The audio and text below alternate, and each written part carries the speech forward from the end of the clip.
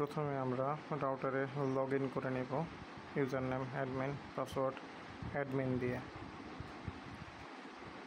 এরপরে আমরা অ্যাডমিনিস্ট্রেশনে যাব। অ্যাডমিনিস্ট্রেশনে গিয়ে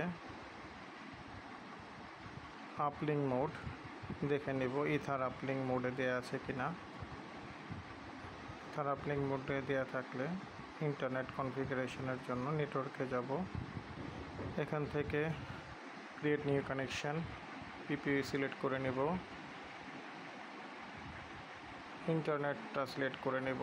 যেহেতু আমরা ইথার আপলিঙ্ক মোড দিয়েছি তার কারণে ইথার পোর্টটা বাই ডিফল্ট ওয়ান হয়ে গিয়েছে। আমরা বাকিগুলো সেট করে নিব আমাদের মতো করে।